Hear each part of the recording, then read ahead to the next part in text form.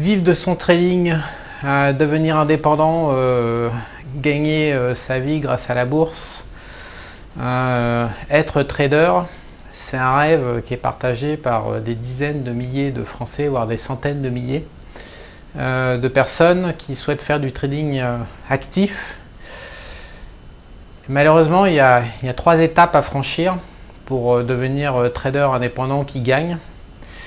Et 99% des gens ne parviennent pas à franchir ces 3 étapes. Donc on verra dans un second temps ce qu'on peut faire. Dans un premier temps, déjà, je vais vous décrire ces 3 étapes. Donc la première étape, c'est une étape un peu intellectuelle. C'est une étape de bêtise ou d'intelligence. Ça consiste à comprendre comment les cours boursiers se forment, comprendre, à mettre en place une stratégie de jeu qui permette d'acheter et de revendre, à comprendre comment un trader il crée de la valeur, il crée de la plus-value à la longue, mécaniquement, quels que soient les accidents qu'il rencontre. Donc ça consiste à développer une aptitude d'adaptation parce que les stratégies sont pas fixes dans le temps. Les conditions de marché évoluent, le niveau de volatilité évolue, le cadre macroéconomique évolue, les lubies psychologiques évoluent et le gros des stratégies vont gagner sur une période donnée, puis vont arrêter de gagner, vont peut-être se remettre à gagner autrement dans le futur. Donc c'est une étape intellectuelle qui consiste à une étape de formation lourde, ça prend 6 mois, 1 an, 2 ans, 3 ans. La plupart du temps, ça prend des années, plus de 5 ans. Et c'est une étape aussi où il faut arrêter d'être con, on va le dire concrètement. Beaucoup de débutants prennent les marchés financiers pour des cons. Beaucoup d'intervenants en fait s'illusionnent, sur leur niveau intellectuel, qui est limité, ils ne savent pas qu'il est limité. Et 2, sur les marchés financiers, en prenant les intervenants sur les marchés financiers pour des cons. Donc en s'imaginant que des stratégies basiques qu'ils parviennent à trouver au bout de 6 mois vont se mettre à marcher et vont leur permettre de gagner de l'argent. C'est de la bêtise humaine parce qu'il faut comprendre que les marchés financiers regroupent les gens les plus intelligents sur Terre, les plus brillants. Par appât du gain, les esprits les plus brillants vont s'affronter sur les marchés financiers. Donc Monsieur Michu et Madame Lambda qui déboulent et en 6 mois de temps, à force de regarder les graphiques, puissent s'imaginer qu'ils ont mis au point une stratégie qui va leur permettre de battre ces gens-là, parce que je vous rappelle quand même que c'est un jeu à somme nulle, le trading et les marchés financiers. Ce qui est gagné par les uns est perdu par les autres. Donc s'imaginer qu'il faut aussi peu d'efforts pour parvenir à battre les esprits les plus brillants, c'est de la bêtise. Mais ça va encore plus loin que ça. Pour cette étape intellectuelle, ce qu'il faut comprendre, c'est qu'on affronte des robots aujourd'hui. On ne sait pas combien, mais la moitié ou les 2/3 ou les 3/4 du volume, c'est fait par des algorithmes, donc de l'intelligence artificielle. J'ai pu voir de mes propres yeux des stratégies élaborées par des robots, par de l'intelligence artificielle. Je peux vous garantir un truc. Et pourtant, Dieu sait si j'ai rencontré des gens brillants dans ma vie après avoir passé 15 ou 20 ans sur le marché financier. Je peux vous garantir un truc. Même le mec le plus intelligent, il a absolument aucune probabilité, et je répète, je pèse mes mots, il n'a absolument aucune probabilité de battre de l'intelligence artificielle. Quand on voit ce que font les robots, quand on voit les règles qu'ils utilisent pour les achats et pour les reventes de positions, quand on voit dans le détail ce qu'ils sont capables de produire, faut arrêter d'être con 2 minutes. La probabilité, il existe des moyens de gagner sur les marchés et de franchir cette première étape intellectuelle, parce qu'il existe toujours, comme dans tout système, des failles, mais ça exige beaucoup d'intelligence, mais pas de l'intelligence, comment dire, l'intelligence un peu pragmatique. Je pense le meilleur exemple qu'on connaisse, c'est Nicolas Taleb. Qui a parié, qui a fait son succès sur les marchés financiers en pariant, en achetant structurellement des options en dehors de la monnaie, des puts, en pariant sur le fait que tous les ans ou tous les 2 ans, il y aura un énorme accident sur les marchés, non prévu par les robots et les traders intelligents, et qui gagnerait 20 fois sa mise, sachant que le reste du temps, il accepte de perdre tous les mois un petit peu. Donc c'est insupportable. Un robot, je ne sais pas s'il va être programmé pour mettre en place ce genre de stratégie, mais un être humain, c'est sûr, c'est du trading insupportable pour lui. Et donc, voilà, Nicolas Taleb, cette stratégie continue de marcher. J'ai encore lu un exemple récemment de quelqu'un qui est arrivé en faisant ça. Donc il existe toujours des stratégies pour s'en sortir et battre les autres et battre le marché, mais elles sont rares. Et la plupart du temps, elles exigent des années d'élaboration, d'observation, de compréhension, de formation. Donc cette première étape déjà, je ne peux pas vous dire combien de gens disparaissent et sont incapables de la franchir, mais pas mal de personnes restent bloquées à ce niveau. La deuxième étape, c'est une étape qui, surtout pour les Français, parce que nous sommes des grands rationalistes dans l'âme, et vous allez voir que ma vidéo elle va dériver, mais ça c'est le monde du trading. La deuxième étape, c'est déjà une étape qui est plus dure, plus insidieuse, plus compliquée à comprendre. C'est une étape émotionnelle. Une fois que, imaginons que vous avez passé 3, 4, 5 ans et que vous avez compris comment marcher les marchés financiers, comment obtenir un avantage sur les autres, comment générer de la valeur, encore une fois, c'est vraiment le fondement, c'est comprendre comment sur 100 opérations, on va générer de la valeur, quoi qu'il arrive. Je vous rappelle juste que la plupart des gens regardent opération par opération et ne lient pas chaque opération entre elles. Ça, c'est que les débutants qui font ça. Le trader professionnel, il ne voit pas une opération, il voit un groupe de 100 trades différents avec une même logique identique derrière, et il sait qu'au bout de 10, 20, 50, 100 trades, il sait que de la valeur va être créée quasi mécaniquement parce qu'il y a une logique derrière qu'il aura mis au point. Donc une fois que les gens ont franchi ce cap, la deuxième grande étape consiste à concrétiser le trading, à le réaliser, c'est-à-dire à prendre les opérations, à exécuter la stratégie gagnante jour après jour, semaine après semaine, mois après mois et surtout année après année. Dit comme ça, déjà la plupart des débutants et pas mal de gens qui ont plusieurs années dans les pattes, ils se demandent même pourquoi il y en a plein, ils vont se demander pourquoi je parle de ça. Maintenant, la vérité, j'ai pu accéder à des milliers de comptes de trading de la part de particuliers français. C'est même pas un problème d'intelligence qui fait le plus cruellement défaut. C'est de la bêtise émotionnelle ou de l'illusion émotionnelle, vous l'appelez ça comme vous voulez. C'est-à-dire une inaptitude fondamentale de l'être humain à se regarder en face, à comprendre qui il est et ce dont il est capable de faire. Exécuter jour après jour une stratégie qui va générer de la souffrance, des émotions très fortes quand on gagne. Souvent, gagner est plus compliqué que perdre. Gagner fout en l'air le cerveau d'un être humain à un niveau. Il y en a qui disent ouais, je gagne en bourse, j'ai pas de problème. Les mecs, ils gagnent 300 euros. Mais personne n'a rien à branler de gagner 300 euros comme ça de temps en temps, ou même 1000 euros. C'est pas avec ça qu'on fait une vie, c'est pas avec ça qu'on devient indépendant. Gagner en trading, moi je l'ai déjà dit publiquement, je vous le redis, ma limite au-delà duquel mon cerveau pétait une durite, c'était 30 000 euros sur une tranche de 24 heures de gain. Au-delà, je ne savais pas gérer, j'ai jamais su gérer 30 000 euros, je partais en couille, je commençais à me dire que j'étais une bête, que mon ego, je perdais le contrôle de mon ego. Gagner suscite des émotions extrêmement fortes. Perdre suscite, ça vous le savez tous parce que tout le monde perd sur les marchés. Je n'ai pas besoin de vous apprendre ce que vous ressentez quand vous perdez. Mais comment ça se concrétise cette deuxième étape que les gens n'arrivent pas à franchir? Ça se concrétise que dans leur stratégie, il est prévu de couper tel jour, telle date, ou comme ci ou comme ça en fonction de tel paramètre, et puis qu'un beau jour, il va falloir couper et que la personne ne va pas couper parce qu'il va y avoir des émotions contradictoires. Ça consiste à prendre une position dans telle configuration, il se trouve que la position elle va être prise une demi-heure avant le résultat d'une annonce d'une banque centrale. Donc la personne ne va pas prendre la position. Comme par hasard, ça va être le trade des 6 derniers mois qui va réaliser le plus gros gain, qui va faire que la logique de trading est gagnante. Et comme vous ne le prenez pas, c'est 6 mois d'opération avec votre logique gagnante qui sont foutus à poubelle parce que vous ne pourrez pas refaire ce retard. Il y a tout qui s'écroule derrière. Toute votre équation sur 6 mois, sur 100 opérations, elle est foutue en l'air. Et pourtant, une demi-heure avant la banque centrale, il fallait prendre, je sais pas, une opération acheteuse et puis vos émotions ont dit non. Donc résoudre le conflit entre les émotions et la stratégie intellectuelle, c'est la deuxième étape. Elle est encore plus dure que la première. Franchement, il faut des années de pratique, il faut apprendre à se connaître. C'est un énorme travail d'introspection. En plus, il y a un peu une illusion derrière tout ça, que le mental, que l'intellect peut dominer les émotions. C'est pas vrai.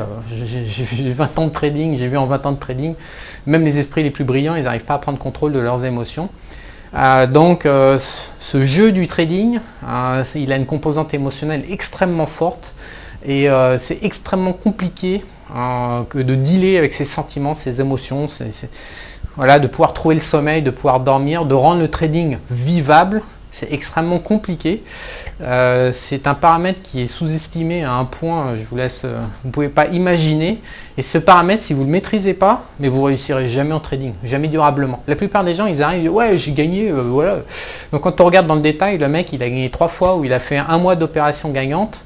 Et c'est absolument pas duplicable ni reproductible durablement sur 1 an, 2 ans, 5 ans. La plupart des gens se mentent, ils ont besoin de s'illusionner.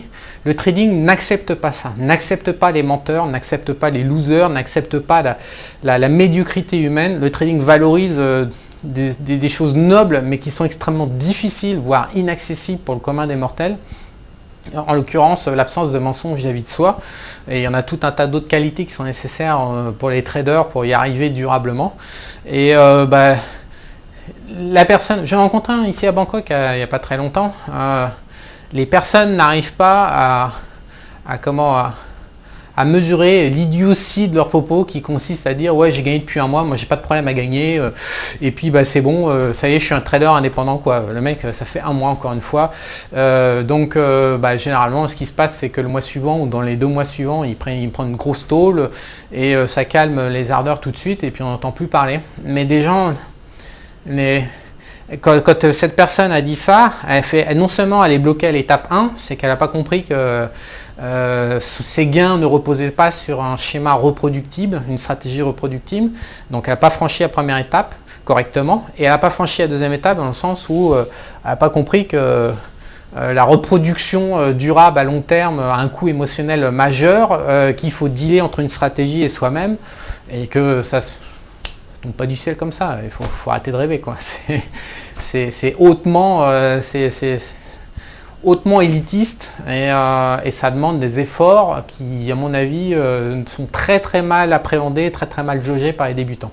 Alors la troisième étape, là on va rentrer dans un drôle d'univers. On va rentrer dans un univers de traders expérimentés, donc c'est une troisième étape qui est encore moins compris que les 2 premières. Je pense que c'est une étape qui se divise en 2 et encore une fois c'est compliqué d'en parler parce qu'on n'est plus dans le domaine de la science, on n'est plus dans le domaine de la rationalité. La troisième étape, comment vous dire, c'est un problème de subconscient, d'image de soi et c'est un problème de destin. Voilà. Imaginez, là je suis bien barré avec des sujets comme ça, mais je vous rappelle que j'ai fait 500 interviews de traders dans ma vie, que j'ai vu des traders absolument géniaux et j'ai vu aussi sur une période de 20 ans, donc j'ai vu aussi comment les traders vieillissaient. J'ai une longue expérience, je pense que si j'ai un domaine de compétences, d'excellence dans tout ce que j'ai fait, vraiment j'ai accumulé énormément. Bien plus que 99,9% des gens, c'est bien les interviews de traders et le suivi des trajectoires des traders. Ça, je le connais par cœur, ce sujet. Je l'ai vérifié, mais des centaines de fois. J'ai des centaines d'occurrences derrière moi, donc ce que je vais vous dire, ça peut vous paraître assez ésotérique, assez olé olé. Ce que je peux vous dire, c'est que ça marche. Et c'est encore arrivé pas plus tard que la semaine dernière, avec un trader vedette qui marchait, qui a dépassé les 20% de drawdown et qui respecte à fond, à 100%, tout ce que j'ai pu modéliser en 20 ans sur les comportements humains. Donc revenons à cette histoire de subconscient. Il faut comprendre une chose, c'est que nous les humains, on a une espèce de conscience qui nous permet de traiter des opérations dans la vie courante. Ça va être des émotions, ça va être des rêves, des intuitions, des pensées, ça va être je sais pas, une volonté, ça va être des sentiments, des contacts, bon bref. Voilà, donc on interagit avec le monde extérieur en permanence à l'aide de tous ces outils.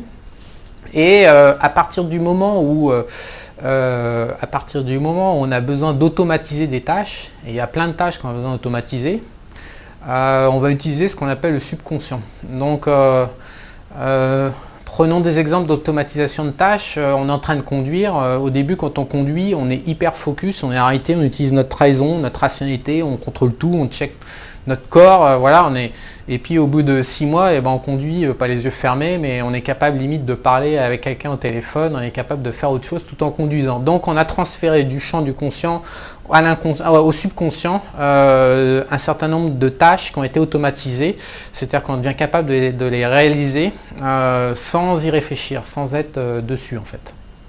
Ça peut être quelqu'un qui joue du piano au début. J'ai fait du piano pendant longtemps. Au début, voilà, on est super focus et tout, le cerveau à fond. Et après, imaginez à quel point, si on n'est pas de subconscient, comment ça serait impossible. Il y a des mecs qui jouent du piano en chantant. Donc il faut qu'ils se souviennent d'un texte, il faut qu'ils parlent, qu'ils chantent avec leur bouche tout en exécutant avec leurs mains du piano et de la musique. Tout ça, si on n'avait pas un subconscient qui automatisait tout ça, ce serait tout simplement pas possible. Cette notion de subconscient, je vous invite vraiment à y réfléchir.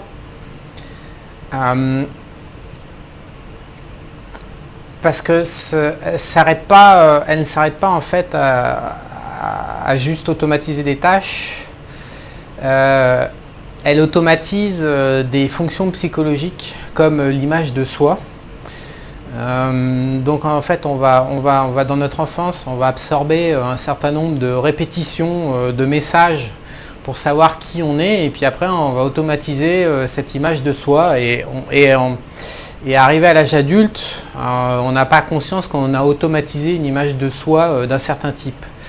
Et alors là, mes amis, on est en pays catholique, donc être catholique, ça ne consiste pas à aller comme un crétin à l'église écouter les salades des prêtres.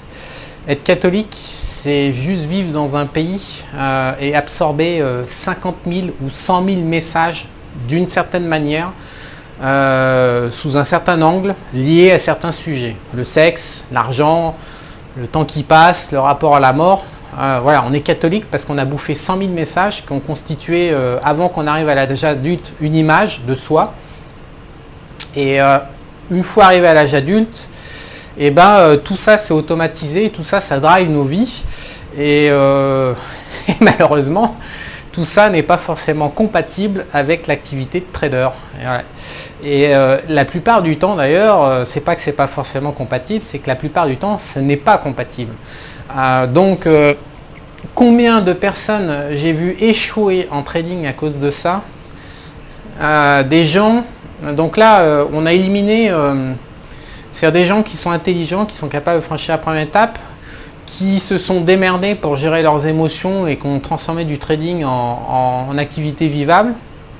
Donc déjà, on élimine 90% des gens. Donc il reste le haut du panier. Donc c'est des gens déjà qui sont très intéressants, qui sont récupérables, qui sont capables de progresser, qui ont mis en place une courbe d'apprentissage. Et malgré ça, je les ai vus échouer à la chaîne. Et je suis aussi concerné par ce que je suis en train de vous dire. J'échappe pas, de toute façon, on n'échappe pas à la règle quand on a le crâne, voilà, quand on est dans un pays catholique, on n'échappe pas à cette règle-là. Surtout si on vient d'une famille normale ou plutôt modeste, vous pouvez être sûr à 99% que vous avez ça dans le crâne. Une image développée par notre pays, c'est une image qui consiste à dire gagner de l'argent avec de l'argent est sale, et pas bien, et tout ce que vous voulez. C'est pas autorisé, c'est mal, c'est moche, c'est pas catholique, c'est tout. Bref, comment ça se passe? Il faut imaginer la situation. Vous avez votre image dans votre subconscient qui consiste à dire je gagne de l'argent que si j'en chie, que si je travaille, je gagne de l'argent. Bref, il y a une manière autorisée de gagner de l'argent, pas trop, sinon ça devient mal aussi. Et tous ensemble, et puis si moi j'y arrive et pas les autres, c'est pas bien, donc il faut que j'échoue, etc., etc. Il y a énormément de comportements d'autodestruction qui sont liés à ça. Donc vous avez votre image qui est là, avec votre espèce d'idéal qu'on vous a fourgué à votre insu dans votre enfance, votre pays. Donc comment on se récupère ça? On se récupère avec les médias, les parents, les amis, la télé, les livres qu'on lit, les profs bien sûr complètement gauchos qui nous ont bourriné le crâne à notre insu sans qu'on le sache, sans qu'on le comprenne. Donc tout ce petit petit monde, toute cette espèce d'univers, on sait que nous sommes 80% des 5 personnes autour de nous représentent 80% de notre état d'esprit. Donc voilà, donc là on a tous nos amis, nos machins, nos trucs, tout ça, ça renvoie une image. Donc on a notre image qui est là comme ça. Imaginons que notre image a dit, par exemple, je ne dois pas gagner plus de 100 000 euros par an. Après, c'est que je suis un exploiteur, un profiteur, un capitaliste, un pourri, un machin, un truc, vous connaissez comme moi l'idéologie française. Si par hasard ou par expérience, par travail, vous parvenez à dépasser votre créneau, vous avez votre image de vous comme ça, et puis vous passez au-dessus comme ça, hop, vous montez à 150 000. La question, c'est combien de temps vous allez rester au bout de 150 000. Vous pouvez être certain que votre subconscient ne va pas tolérer ça, va vous piéger, va vous faire redescendre à 100 000 ou dessous pour faire une moyenne, de manière à ce que vous maintenez l'image de votre subconscient qui consiste à dire je ne dépasse pas les 100 000 euros de gains par an, parce que sinon, c'est pas bien. J'ai vu une quantité astronomique de gens s'empêcher de gagner, ne pas supporter de gagner. Donc qu'est-ce qui se passe? Ils ont des périodes de gains. Et après, derrière, c'est toujours suivi par une période d'autodestruction où ils perdent, ils ne se rendent pas compte, ils pensent qu'ils ont fait des erreurs, mais en fait, si on analyse dans le détail leur processus d'erreur, on voit qu'il y a une partie du subconscient, une partie qu'ils n'ont pas dominée, ils ne comprennent pas pourquoi ils ont agi comme ça, des comportements, ils perdent le contrôle d'eux en fait. Mais c'est la même chose pour les régimes. Si on vous a mis dans votre crâne l'idée que vous êtes moche dans votre enfance, ou vous devez être gros, ou que les gens minces c'est pas bien, ou qui sont en mauvaise santé quand on est mince, si arrivé à l'âge adulte, vous commencez à faire de la muscu, à vous bouger le cul, à vouloir être svelte et tout, et ben vous allez jamais durablement vous maintenir au niveau que vous souhaitez si l'image de votre subconscient, qui est automatisée, encore une fois, va contre votre désir. Mais même sur Objectif Éco, j'ai plein d'exemples, je ne vais pas les donner parce que ça met en jeu l'intimité de certaines personnes, de certains auteurs. Mais c'est le fondement du fonctionnement de la nature humaine qui est là-dedans. Et quand on fait du trading, c'est même pas possible, c'est même pas envisageable de tenter de devenir un trader indépendant si vous n'avez pas résolu, vous n'avez pas conscience de ces problèmes d'image, de subconscient automatisé, qui de toute façon vous ne pourrez pas battre. Alors après, il y a une grande illusion, il y a des gens qui sont intelligents, qui comprennent ça, et par contre, ils n'acceptent pas les limites de la nature humaine, donc ils pensent que par le pouvoir de la pensée, ils vont arriver à battre un subconscient. Alors que l'objectif même du subconscient, c'est de battre la pensée pour automatiser et arrêter de penser justement. Ils pensent que de manière comme ça, et ils pensent qu'ils vont prendre le contrôle. Non, il y a un moment, cette troisième étape, cette troisième difficulté à franchir, ça se résout par d'autres moyens, on va en discuter après, que par la puissance de la pensée comme ça en étant concentré tout le temps. On ne peut pas être concentré tout le temps. Tôt ou tard, on se fait baiser par son subconscient. Je me suis fait baiser dans le trading par mon subconscient, c'est tout. C'est impossible. Je suis en 99, je pourrais raconter une anecdote. C'est impossible d'être tout le temps concentré, de tout le temps se méfier de soi-même. Mais il y a une phrase qu'il faut comprendre dans le trading, c'est que le plus grand ennemi du trader, c'est pas le marché, c'est soi-même. Il y a une autre phrase qui dit le chaos est pas sur les marchés, le chaos est dans la tête des traders. Mais c'est la vérité. Le chaos est dans la tête des traders. Nous sommes notre premier ennemi. On doit battre les autres, mais avant tout, on doit se battre soi-même. Donc ça, c'est la troisième étape à franchir. Maintenant, cette troisième étape, elle est encore plus complexe, parce que j'ai aussi pu archiver des cas, j'ai vu des cas, quelques dizaines de cas de figure. C'est très compliqué de séparer le destin du subconscient. Pour beaucoup de gens, on domine sa vie, on choisit la vie. C'est beaucoup moins présent en Asie. Là, je suis à Bangkok, c'est beaucoup moins présent en Asie parce que c'est une autre religion. Donc, mais en Europe, enfin avec la religion catholique, dans le monde occidental, on considère qu'on est libre et qu'on choisit la vie qu'on veut. Donc, ça pose la question de la liberté. Personnellement, je me suis déjà exprimé sur le sujet. Je crois très moyennement à la liberté humaine et à la liberté du destin. Donc, qu'est-ce que c'est que le destin? C'est à nouveau quelque chose de très compliqué à définir, mais de manière certaine, on voit bien qu'il y a des gens qui font face à des destins, ils font face à des chemins de vie qui leur échappent. En fait, il y a plein de gens dont la vie leur échappe partiellement ou totalement. Donc, la notion de destin, c'est ni plus ni moins que vouloir une chose, contrôler sa vie. Évidemment, pour les gens des poissons rouges, je les appelle les poissons rouges, beaucoup de gens ne prennent zéro risque. Ils mènent une vie de poisson rouge, c'est-à-dire qu'ils s'éloignent à 50 cm environ autour de leur axe. Ils ont leur petit job, leur petite gonzesse, leur petit machin, leur petit truc, leur petite maison. Ils prennent absolument, ils changent rien, ils restent pendant 20 ans, 30 ans dans la même logique et c'est restons groupés par peur, voilà.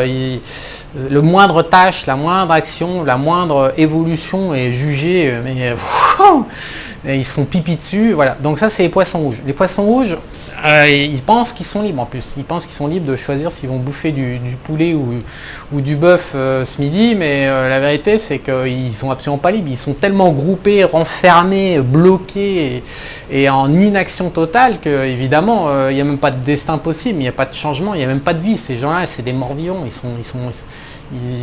Appelons-les par leur nom, ils vivent pas. Donc à partir du moment où un être humain se met en action, commence à entreprendre des choses, des projets, pas forcément monétaires et financiers ou économiques, mais peut-être du sport, bref, à partir du moment où on commence à se lancer certains challenges, certains défis, donc à prendre certains risques tout simplement, voilà, à sortir de sa zone de confort, comme les psychologistes disent, les résultats de chacune de ces actions, voilà, il suffit de les traquer dans un journal ou de les observer, mais il y a une distribution gaussienne, voilà, et puis par moment on va obtenir des résultats qui sont en dehors de la distribution, étonnants, et il se trouve aussi que par moment tout va aller dans un sens, pas forcément le sens qu'on a prévu au départ. Et c'est là où on commence à perdre le contrôle de sa vie, parce que d'action en action en action, en prise de risque, en challenge, en défi, en nouvelle expérience de vie, on pensait qu'on voulait aller là, et puis en fait on se retrouve complètement à l'opposé ou presque. Et c'est là où on peut dire que le destin est intervenu, parce qu'on n'a plus du tout le contrôle de sa vie. C'est mon cas. Moi, franchement, je n'ai pas le contrôle on pense là que j'ai contrôle, que je fais tout ce que je veux. Je ne fais pas tout ce que je veux dans ma vie. Et je n'obtiens pas les résultats malgré mon acharnement. C'est le combat de ma vie, mon acharnement contre une certaine partie de mon destin. J'échoue. Le destin est ultra puissant. Les événements... Ce qu'il faut comprendre, c'est que... je sais pas, peut-être qu'on prend 3 décisions par jour pour les gens qui bougent, on va dire comme ça, donc 365 jours dans l'année, ça fait aller 1200 décisions à l'année. Il y en a, sur 1200 décisions dans l'année, il y en a 1190, elles n'impactent pas notre trajectoire de vie. Il n'y en a que 10 qui vont impacter la trajectoire de vie. Le souci, c'est ces 10-là, c'est avec seulement 10 décisions ou 10 événements, 10 rencontres de personnes, 10 trucs qui dépendent du hasard, parce qu'à partir d'un certain niveau, on est dépendant du hasard, alors il est positif ou il est négatif. Donc ces 10 décisions, c'est celles-là qui vont faire la vie, et c'est là où, quand le hasard va se manifester, on va perdre le contrôle ou pas, ou voilà. Alors pour revenir, pour s'éloigner un peu de l'ésotérisme, et pour revenir à la carrière de trader, il se trouve que j'ai rencontré pas mal de traders dont le destin n'était pas manifestement de trader, et donc ce sont des gens qui veulent trader, ce sont des gens qui ont travaillé 10, 15, 20 ans dans le domaine du trading, qui ont toutes les compétences émotionnelles et intellectuelles, qui n'ont pas ou qui sont parvenus à gérer leur subconscient, et dont le chemin de vie n'est pas compatible avec le trading. C'était tellement clair, et donc quand on lutte contre du hasard négatif en permanence, et à un moment c'est pas possible, c'est tout simplement pas possible, surtout en matière de trading, où la moindre connerie, ou c'est tellement facile de se foutre la gueule en l'air en tant que trader. C'est-à-dire, vous êtes journaliste, il suffit juste d'écrire des articles, on ne peut pas se foutre la gueule en l'air, même si notre destin il n'est pas de trader. Le seul moyen de changer de vie, c'est d'avoir un boss qui nous vire, par exemple. Mais on peut pas on pourrait écrire des énormes conneries, voilà, mais c'est compliqué voilà, si on vend sur un marché des fruits et légumes, c'est compliqué de se tirer une balle dans le pied et d'arrêter de faire ça parce que notre destin, il veut pas qu'on fasse ça. Par contre, le trading, c'est extrêmement simple, extrêmement rapide, ça peut prendre que quelques minutes ou quelques dizaines de minutes pour s'auto-détruire, et donc Ce que je veux dire par là, c'est que dans la vie, il y a une part de hasard positif et une part de hasard négatif, que les gens qui réussissent, ils poussent tout le temps dans... ils enfoncent le couteau, quoi, grosso modo, ils savent enfoncer le couteau pour que ça marche. Ils savent surfer sur la vague du hasard positif. Et c'est une certaine forme d'intelligence pour gérer sa vie que de savoir où souffle le vent des dieux, entre guillemets. Et si le vent des dieux ne souffle pas dans la voie du trading, malgré toute la passion, l'acharnement, l'intelligence, l'abnégation, l'adversité que pourrait insuffler dans votre carrière de trader indépendant, eh ben vous y arriverez jamais. Et là, je vous garantis, ça ne marchera jamais. Voilà, donc ce sont pour moi les trois. Alors on pourrait, je ne sais pas si on met 4 ou 3 et marche pour devenir trader indépendant pour que ça marche. Si c'est pas coché ces 4 choses-là, et ben ça marche pas. Et donc c'est pour ça que 99% des gens échouent en trading. C'est pour ça que les traders qui réussissent sont extrêmement rares et fascinants et m'ont toujours fasciné. Et en tout cas à titre personnel, je les trouve, voilà, c'est toujours des personnages uniques. Donc sur Objectif Eco, il y a un trader, je veux dire un vrai trader court terme, voilà, qui est là depuis 10 ans, qui s'appelle David Renan, qui fait du trading sur small cap. Lui, il a tout coché. Alors évidemment, il ne gagne pas des millions, il sera aux États-Unis, peut-être qu'il gagnerait des millions, des dizaines de millions. Là, il est en France, il est trader indépendant. Il gagne 200 000, 250 000 euros par an avec un capital de 700 000 au début de chaque année. Mais c'est un vrai trader. J'en ai vu d'autres, j'en ai édité d'autres. Sylvain Duport était fascinant. J'ai mon copain Lionel qui est en prison, qui était aussi fascinant. J'en ai croisé une bonne dizaine, une bonne quinzaine. Il existait avant une société de bourse qui était spécialisée sur les traders indépendants. Un jour, le directeur commercial a fini par avouer qu'il n'y avait que 10 clients sur l'ensemble de leurs clients. Il n'y avait que 10 clients indépendants qui gagnaient leur vie correctement en faisant du trading sur les actions françaises. Sur ces 10, j'en connaissais 7. Voilà, donc pour vous dire, après j'ai quitté la France en 2009, donc je me suis complètement extrait de ce milieu. Mais pendant 15 ans, vraiment, j'étais assez branché, je sais vraiment ce qui se passe. C'est toujours la même caractéristique, c'est toujours le même profil au final qui sortent de milliers de tentatives parmi les traders indépendants et j'en ai croisé suffisamment pour savoir comment ça marche. Et puis j'ai aussi des périodes dorées dans mon histoire personnelle en matière de trading. Je sais exactement comment ça marche. Si vous n'avez pas franchi ces 4 étapes, mais c'est même pas la peine de vous mentir 2 secondes sur votre aptitude et c'est pas la peine de vous mentir sur la facilité ou votre probabilité de réussite.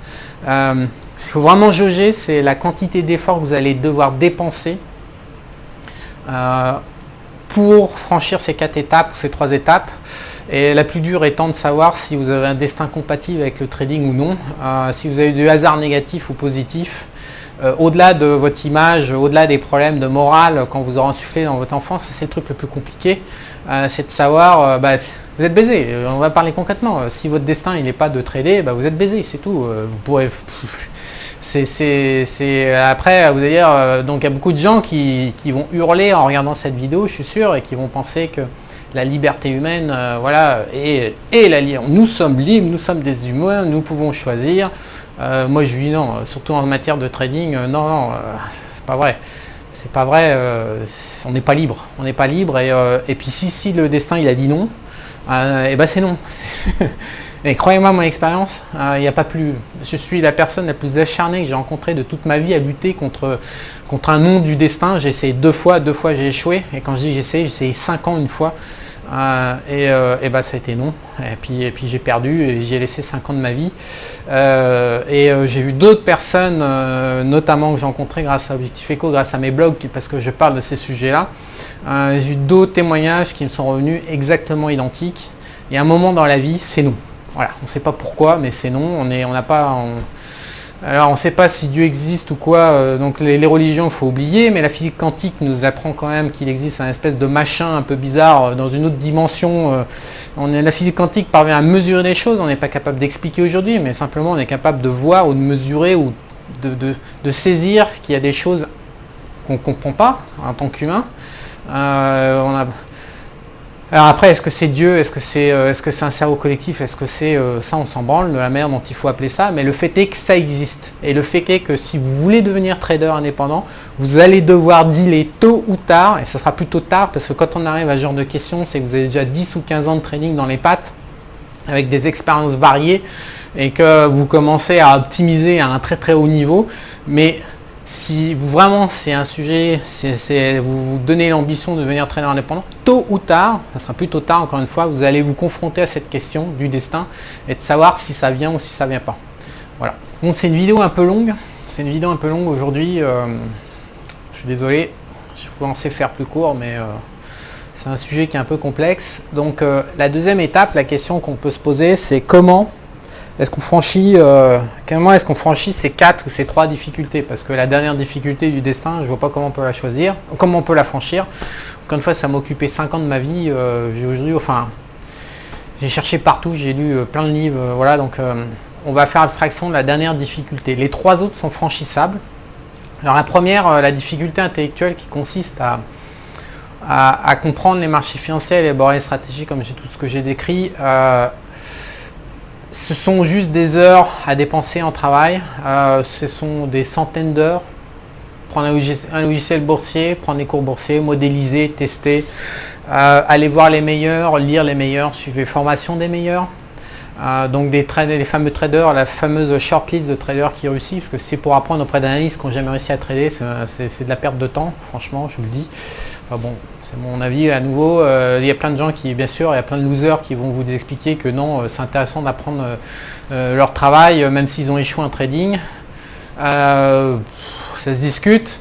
Comment font les losers pour masquer il y a des gens en fait qui ne parviennent jamais à dépasser la première étape et qui restent bloqués dans avoir raison, dans comprendre les marchés, vous les voyez tous sur internet, j'ai raison, mon opération elle a gagné, blablabla, c'est du trading papier.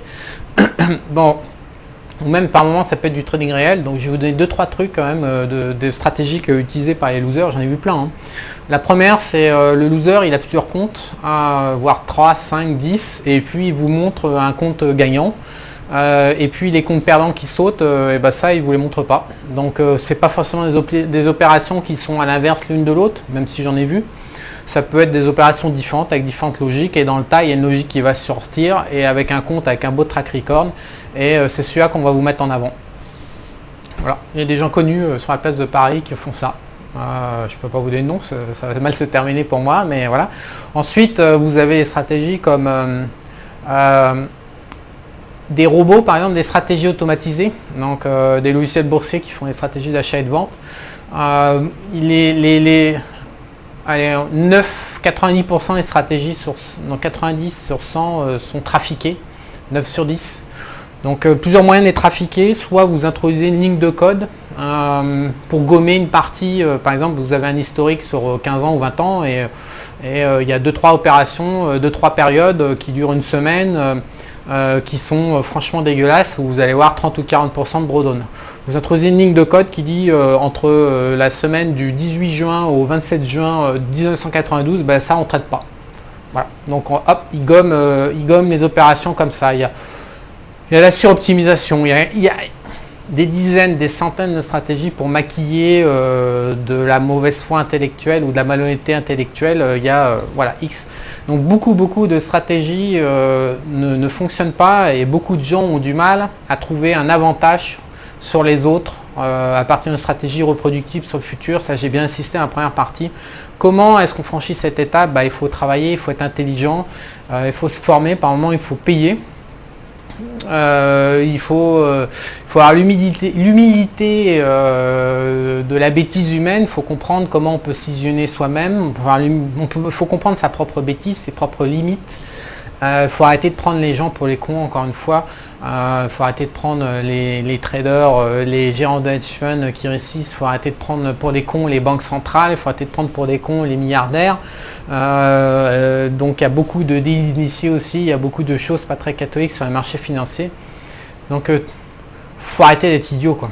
Il faut travailler beaucoup d'arrache-pied. Puis il faut... Je sais pas comment dire, il faut une certaine forme de réalisme, voilà, de pragmatisme. L'intelligence nécessaire pour le trading n'est pas une intelligence ultime, mateuse ou de QI en fait. C'est pas ça. Le trading ne valorise pas le QI, ne valorise pas les aptitudes intellectuelles. Le trading, c'est vraiment de l'adaptation, c'est de la survie. Il faut comprendre, c'est un instinct de survie. C'est animal.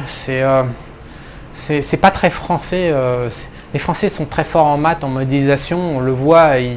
Ils se font embaucher, les analystes, les quantitatifs français ont un certain succès sur le marché international du trading dans les banques et les hedge funds. Donc ça, il y a toujours deux approches. Il y a une approche discrétionnaire, c'est-à-dire le trader utilise l'instinct, l'intuition, son intelligence personnelle, son inspiration pour réussir, ou alors des robots. Il y a toujours deux approches. Donc dans le domaine des robots et de l'algorithme de trading, les Français sont très forts. Dans le domaine de l'intelligence humaine, pour moi le numéro 1 mondial c'est George Soros, c'est le mec c'est le plus fort de la Terre en termes de trading discrétionnaire.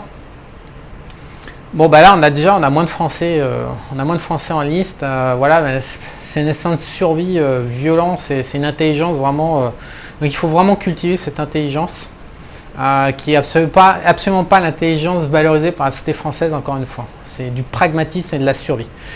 Imaginons que vous ayez passé cette étape, la deuxième étape, l'étape émotionnelle, qui consiste à rendre vivables les opérations.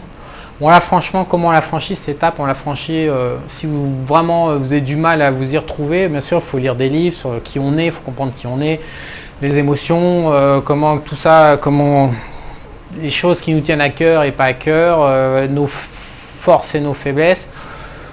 Mais si j'ai un conseil à vous donner rapidement, c'est de prendre un coach ou un psychothérapeute, un spécialiste des émotions, pas un psychanalyste ou pas tous les mecs un peu zarbes, mais un psychothérapeute bien fort sur la partie émotionnelle de l'être humain, qui va permettre d'apprendre à gérer ses émotions. Tous les sportifs de haut niveau ont des coachs ou des psychothérapeutes. Tôt ou tard, dans une activité de compétition de très haut niveau, et le trading, encore une fois, une activité très élitiste qui exige de très fortes aptitudes, tôt ou tard, il faut s'entourer d'un psy pour franchir sa deuxième étape. La troisième étape va de pair un peu avec la deuxième par rapport à la solution, c'est-à-dire qu'après, une fois que vous avez géré les émotions, il faut gérer aussi l'image du subconscient qu'on a hérité de l'enfance ou de notre pays. Donc ça se gère aussi avec un psy, c'est quand même plus facile d'y aller avec un psy. Mais néanmoins, tout ça, il faut comprendre que ça s'étale sur plusieurs années, c'est quand même des chemins de vie qui sont extrêmement exigeants et on ne peut pas faire une progression comme ça ultra rapide, ça demande beaucoup de mois et de mois et de mois pour des prises de conscience petit à petit, des expériences. C'est une lente progression. De nombreux traders, nés traders, donc avec un destin de trader, n'ont pas eu besoin de franchir ces étapes émotionnelles. Et j'en reviens encore une fois à ma conclusion de la première partie de cette vidéo qui consiste à dire que ne devient trader à long terme indépendant que les traders qui ont un destin de trader. Et quand on a un destin de trader, on n'a pas de problème émotionnel à gérer sur la route la plupart du temps. C'est ça qui est étonnant. C'est que la plupart des traders discrétionnaires qui réussissent vont passer l'étape 2 et l'étape 3 par leurs propres moyens. Parce qu'ils ont un destin, parce que le hasard les pousse là-dedans et que leur configuration psychologique est adaptée au trading. Et donc ils vont pouvoir comme ça s'envoler et toucher des hauts niveaux de traders, des hauts niveaux de compétences en trading sans avoir à travailler trop. Néanmoins, j'ai aussi rencontré des gens qui avaient travaillé par le biais de psy ou de coach et qui étaient parvenus à obtenir des résultats plus qu'honorables et tout à fait acceptables et enviables pour 99% des gens. Donc l'image... Qu'est-ce qu'on sait que cette image de subconscient? Comment on sait deux choses. On sait que des déblocages peuvent avoir lieu. Il n'y a que deux moyens. Il y a trois moyens en fait pour gérer l'image de subconscient. Le premier moyen, c'est gros choc psychologique, une expérience de mort imminente ou un accident de voiture ou un énorme choc émotionnel. Voilà, qui va faire que ça va débloquer les trucs. J'en ai eu un cette année, donc ça a débloqué beaucoup de choses, c'est très pratique. Le seul souci de cette stratégie, c'est qu'on ne maîtrise pas l'apparition de ces chocs-là, on en est dépendant. Donc à nouveau d'ailleurs, la notion de destin. les dessins qui nous secouent pour nous pousser dans une voie. Donc on ne peut pas dire je vais résoudre mon problème de subconscient ou d'image de moi que je ne peux pas gagner en trading, j'accepte pas. Et il y en a un qui est pas loin d'ici, là à Bangkok, vraiment pas loin, tout proche de moi, qui à mon avis a un problème de subconscient et d'image de soi dans le domaine du gain en trading. Voilà, il peut pas, Dieu renverse-moi ou fais-moi un accident ou je sais pas, bref, on peut pas faire ça. Donc c'est pas une stratégie viable. La deuxième solution, ça consiste à créer un nouveau, ça je l'ai étudié, à créer un nouveau canal dans son cerveau, une nouvelle image. C'est encore été prouvé récemment aux États-Unis. Il faut 66 jours pour créer une nouvelle connexion neurologique dans le cerveau, développer une espèce de tuyau là pour qu'on fasse qu'on produise de nouveaux assemblages, de nouvelles images. Il faut 66 jours. Donc ça veut dire que tous les jours, matin et soir, il faut revoir l'image qu'on a sur un sujet précis. Ça se rapproche un peu de la programmation de cervelle. Donc faire des listes de choses, faire des affirmations, je sais pas, ou y réfléchir tout le temps, submerger son cerveau avec une autre manière de penser, un autre rapport à l'argent en l'occurrence pour le trading, pour par exemple accepter de gagner de l'argent avec de l'argent ou accepter de gagner beaucoup d'argent. Que ça soit bien, que ce soit propre, que ce soit acceptable, ou voilà. Certains, faut se débloquer à l'intérieur. Donc il faut submerger le subconscient avec une nouvelle manière de faire. Donc soit on y va matin et soir, matin, midi et soir, un peu à la méthode Coué, en répétant, voilà, en visualisant, en faisant des séances de méditation. Soit la troisième solution, ça consiste à s'entourer de personnes qui ont déjà cette aptitude et à être à leur contact quotidiennement, pour absorber leur espèce d'énergie, pour absorber leur état d'esprit. Ça, on peut le faire par YouTube sur des vidéos. Moi, je l'ai fait notamment dans le cadre du sport ou dans le cadre de la vente. Dans le cadre du business, j'avais des choses à travailler et je me suis bourriné la tête et ça marche. Ça, il n'y a pas de souci. Donc, il faut avoir pendant 66 jours, il faut bouffer 1 heure par jour des vidéos sur un sujet précis. En l'occurrence, c'est plus compliqué parce que trouver un trader en français qui gagne, qui s'exprime sur YouTube et qui va permettre de vous faire ressentir son état d'esprit, ça libère, sa forme de liberté vis-à-vis des gains d'argent. Moi, ça me rappelle, au moment où je vous dis tout ça, ça me rappelle une histoire. Donc cette histoire elle m'est arrivée en 1997. À cette époque, ça faisait 5 ans déjà que je faisais du trading et 5 ans que je merdais. À cause j'avais franchi l'étape 1 et l'étape 2 et j'étais bloqué en étape 3. Voilà, j'ai des problèmes psychologiques, j'ai pas de problème pour m'en cacher, pour vous le dire. Et donc j'arrive dans une société de gestion qui était composée à 80% de juifs. Donc il y avait un rapport à l'argent qui était rien à voir. J'ai découvert un univers que je ne soupçonnais même pas, complètement différent de tout ce que j'avais vécu dans ma vie. Et mon voisin de table, il s'avère que je vais pas dire son nom parce qu'il est aujourd'hui il est en prison en fait, dans les salles d'histoire, lui aussi. Donc c'est le deuxième trader des années 90. J'ai rencontré 4 personnes qui ont changé ma vie, il y en a 2 qui sont en prison, c'est charmant, c'est la vie. Donc on s'est rapidement, pas rapidement, mais au bout de 2-3 mois, on s'est rendu compte qu'on se complétait. Je possédais l'étape 1, l'étape 2, que lui ne possédait pas. En revanche, lui possédait l'étape 3. Et donc, on s'est rapidement... comment dire, je ne sais plus comment on est arrivé, mais on a commencé à faire des opérations communes. C'est-à-dire qu'on a commencé à prendre des trades, qu'on discutait et on partageait les gains et pertes à 50-50. Donc, je m'occupais plutôt du timing. Lui s'occupait plutôt après de la gestion de la position. Puisque moi j'ai mon problème de subconscient qui faisait que ma gestion des positions était compliquée. Par contre j'étais plutôt un bon technicien, donc en entrée de position c'était plutôt pas mauvais ce que je faisais comme timing. Et c'est comme ça que j'ai compris qu'on pouvait changer de vie, c'est comme ça que j'ai compris où était mon problème. Parce que la réunion des deux a fait qu'on s'est mis à gagner. Il a enlevé mes failles, j'ai enlevé ses failles et on a commencé à gagner beaucoup. Je ne sais plus comment on a fait, de centaines de pourcents de gains. C'est simple, de toute façon, j'ai jamais perdu en 97. Les 10 premiers mois de l'année 1997, il n'y a pas une seule opération perdante. On n'a fait que gagner. Donc il m'a libéré, littéralement libéré de mon rapport au gain. Sur une période de 10 mois, quand on est en contact avec quelqu'un qui a une autre image, ça peut vraiment aider énormément. Donc à nouveau, je reviens à mon histoire, il ne faut pas hésiter si vraiment vous voulez faire de votre vie et de votre métier l'activité de trader, il ne faut pas hésiter à payer un mec, un coach, qui va submerger littéralement votre subconscient de manière à modifier votre rapport au gain. Voilà, parce que ça marche. Et donc moi j'ai pas payé, j'ai découvert ça par hasard. Donc en synthèse de cette longue vidéo, devenir trader indépendant, c'est passer la barrière de l'intellect, passer la barrière émotionnelle, passer la barrière du subconscient. Espérer, je vous le souhaite, de ne pas avoir un destin négatif ou du moins qui met un veto sur une activité de trading.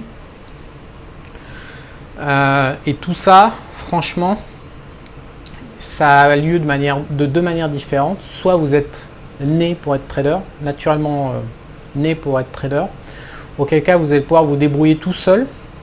Soit vous allez avoir besoin de bosser énormément et de vous entourer de spécialistes, de coachs, spécialistes de la stratégie, spécialistes des émotions. Voilà, et tout ça mis bout à bout, que ce soit naturellement né trader ou en ayant travaillé. Très franchement, je crois que je suis même pas sûr, mais je crois qu'il doit y avoir un ou deux mecs que j'ai vu réussir en moins de 5 ans, mais la plupart c'est au minimum 5 ans. Sans rien. Donc si vous arrivez, ça fait 1 an que vous avez fait 3 opérations gagnantes, vous êtes en train de vous la jouer, que vous êtes trader indépendant, remballé, parce que ça n'existe pas. La plupart du temps, encore une fois, pour fixer quelque chose de reproductible durablement en raison de 10-20 ans, il faut au moins 5 ans, et pour certains, ça a pris 7-8 ans avant d'y arriver. Voire certains ont insisté pendant 10 ans. Voilà ce que je peux vous dire. C'est pas glamour. Hein. Le trading, c'est pas glamour. Et pour les heureux élus, par contre, là, le pognon coule à flot. Il y a quand même une petite carotte conséquente, c'est que le pognon coule à flot. Voilà. Et faut faire attention. Pour finir cette vidéo, je voudrais quand même vous dire une chose. Il y a des gens qui sont motivés dans la vie pour une question d'ego.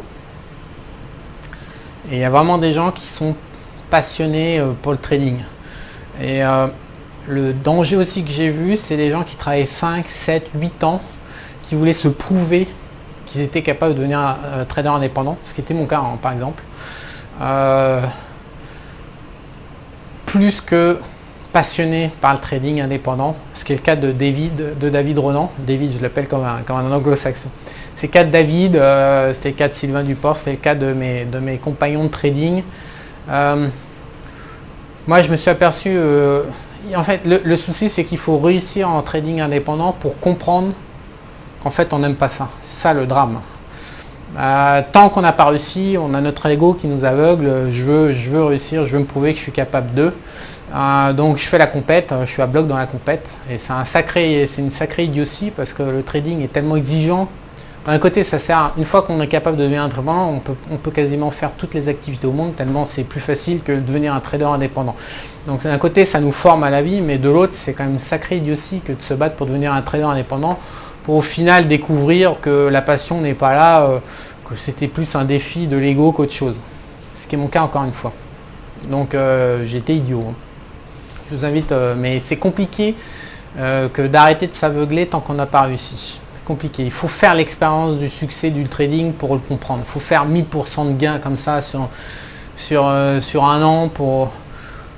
Il y a des choses, il faut juste les vivre, il faut les cocher et puis après il faut passer à autre chose.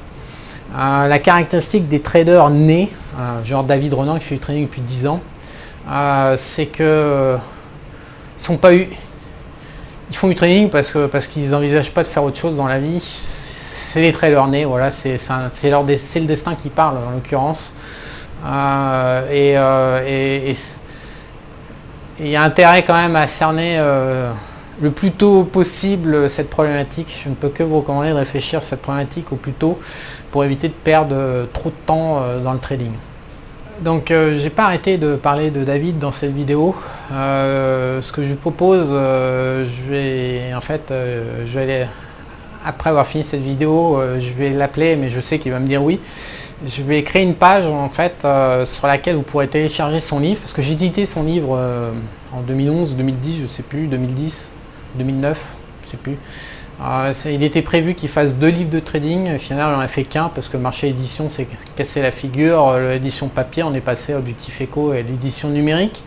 Donc j'ai jamais eu la suite de son livre, mais il y a un premier livre qui c'est une centaine de pages, et je vais vous le mettre en téléchargement gratuit. Vous cliquez sous le lien sous la vidéo, je vais créer une page pour que vous puissiez le télécharger, le lire et découvrir David Renan, qui encore une fois correspond à tous les critères du trader indépendant, comme la majorité, comme il y a 10 000 ou 100 000 personnes qui rêvent de le faire en France. Voilà, David Renan, c'est du sûr à 100%, c'est pas d'esbrouf il y a énormément d'esbrouf parmi les traders indépendants français. David Renan, c'est pas d'esbrouf, c'est du solide, c'est du sûr. Et je vous invite à lire son livre, je sais pas si vous capterez un peu d'esprit de ce qu'il est, voilà, si vraiment ça vous tient à cœur, David Renan c'est un bon numéro. Je vous le garantis à 100%. Après 20 ans d'expérience dans le domaine, David Renan c'est un bon numéro pour apprendre, pour se former, pour comprendre comment ça marche. Je vous dis à bientôt.